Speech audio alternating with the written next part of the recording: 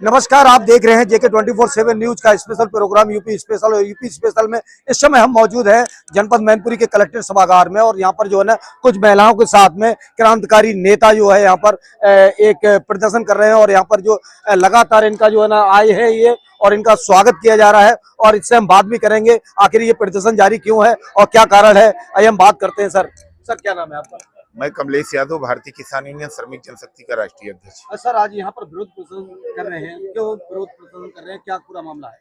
आज मैनपुरी नहीं, पूरे देश के अंदर विरोध प्रदर्शन हो रहा है। देश का अन्नदाता, देश का मजदूर, देश की महिलाएं, देश का युवा सब आज अपने आप को ठगा महसूस करें, इसलिए पूरे देश में प्रदर्शन हो रहा है। लेकिन भारतीय जनता पार्टी तो जो है ना लगातार कह रही है कि किसान हितैषी सरकार चल रही है और किसानों के हित में उनकी दुगुनी आय की करने की बात कर रही है। लेकिन सर आप यहाँ पर ठगा महसूस करने की बात कर रहे हैं। अच्छा, आपने आज तक देखा ये कह रहे हैं कि ये कहाँ है? कोई काम ऐसा एक बता दीजिए जो इन्होंने अच्छा किया हो। इन्होंने हमारे देश को गुलाम बनाने के लिए विदेशों से राशन लाने का काम किया। विदेश की आय दोगुनी कर रहे हैं, देश की आय दोगुनी नहीं कर रहे हैं। देश की आय दोगुनी नहीं कर रहे हैं, विदेश की आय दोगुनी करने की बात कर रहे हैं। जिस तरह से बताया जा रहा है कि चारा भी जो है ना विदेश से लाने की बात कर रहे हैं, तो इसमें जो है ना किसान पर क्या असर पड़ेगा? बिल्कुल असर पड़ेगा। इन्हें किसान की जरूरत ही नहीं, मजदूर की जरूरत नहीं, उत्तर प्रदेश की जनता की नहीं जरूरत नहीं है। इन्हें तो विदेशों से बनी मशीनों की जरूरत है। सर अगर जो आप बात कर रहे हैं कि मशीनों की जरूरत है, लेकिन उत्तर प्रदेश सरकार जो है ना चाहे केंद्र की हो चाहे प्रदेश की हो, उत्तर प्रदेश जो है ना केंद्र में सरकार बनाने की अहम भूमिका निभाता है। और हमेशा जितने भी प्रधानमंत्री दिए उत्तर प्रदेश ने दिए हैं। सर अच्छा, हमारे प्रदेश के हमारे गाँव के लोगों की जरूरत नहीं है उनको। उन्होंने तो विदेश की मशीनों से बना लेना है, चाहे कुछ बना ले। अगर देश की वोट से वोटर से बात कर लें, देश की जनता से बात कर लें, गांव के लोगों से बात कर लें, हमारी माताओं बहनों से बात कर लें, हाथ उठवा लें, पता चल जाएगा कितने लोग उनके साथ हैं, कितने लोग मेरे साथ हैं। तो क्या लगता है ईवीएम जो है ना क्या उनके अंदर में ही काम कर रही है? क्या आप जो है ना सीधा आरोप लगा रहे हैं कि ईवीएम के माध्यम से भारतीय जनता पार्टी सरकार बना रही है? नहीं, मैं ये तो कह नहीं सकता हूँ कि ईवीएम खराब है। मैं ये क्यों कह दूं भाई? कल हमारे ऊपर भी ये अपने नहीं, कल ये मेरे ऊपर भी कार्रवाई शुरू कर देंगे। हम तो अपनी बात कहते हैं, हम अपनी जनता लेके खड़े होते हैं। हम इनको जगाने का काम करते हैं, देश के किसान मजदूर को इकट्ठा करने का काम करते हैं। जरूरत पड़ेगी तो इनको दिखा देंगे मशीन से क्या होता है और हमारे कलाई में क्या दम होता है। सर मशीनों की आप बात कर रहे हैं, सर अगर जो मशीनों की बात कर रहे हैं तो मशीनों में जैसे कि ईवीएम जो मशीन ही है जिससे केंद्र सरकार बन रही है, उत्तर प्रदेश सरकार बन रही है, अन्य भी सरकारें बन रही है, क्या बैलेट पेपर से मतदान होना चाहिए? अच्छा, आप बता दीजिए, जिसने मशीन बनवाया वहां मशीन क्यों नहीं चालू होती है? ये तो मशीन यहाँ चला रहे हैं ना, जिसको मशीन का आविष्कार किया जिस देश ने, वहां मशीनें क्यों नहीं चलाई जा रही हैं?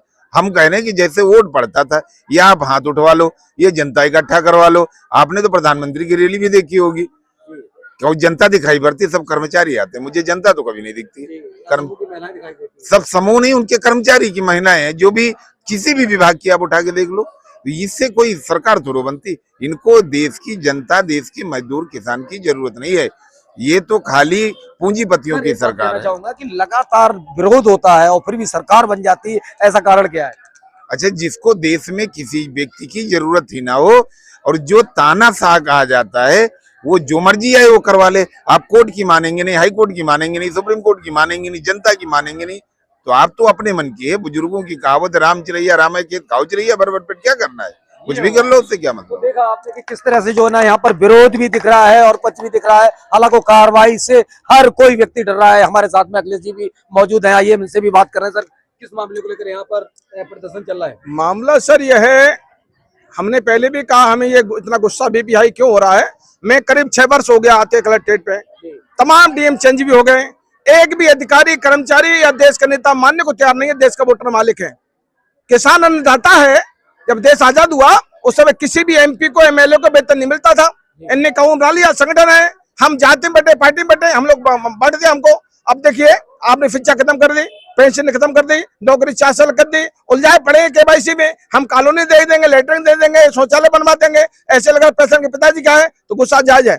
आज हमारा किसान जागृत हो चुका है। और बता दूं मैं आपको स्पष्ट रूप में, हम जो ज्यादा मक्खनबाजी करने वाले नहीं है। हमने कहा माता बनवेल, डंडा उठा लो, मूसल ले लो, हम मारना शुरू कर दो। जहां नेता पिटे सारा समाधान हो जाएगा। देश में गरीबी नहीं है, आज भी हिंदुस्तान चिड़िया सोने की है।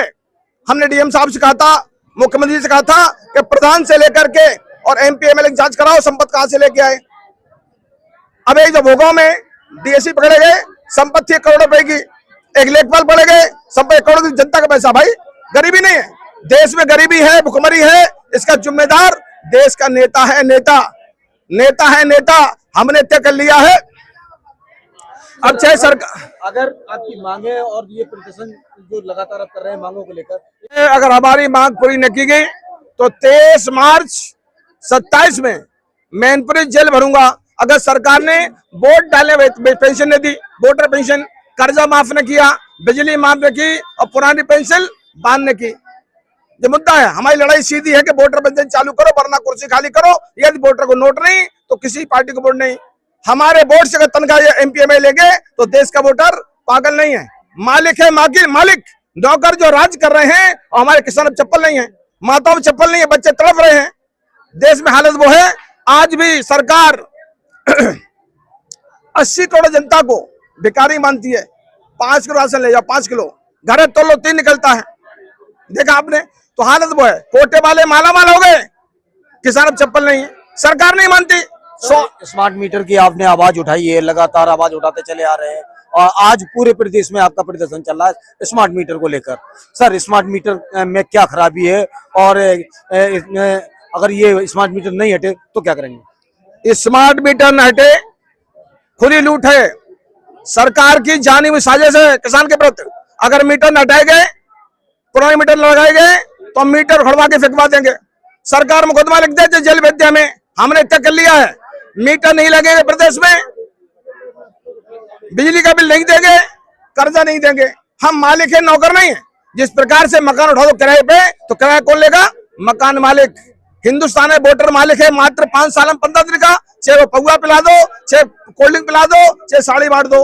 हमें रुपया चाहिए 11,900 रुपये चाहिए, 11,900, ठीक है ना।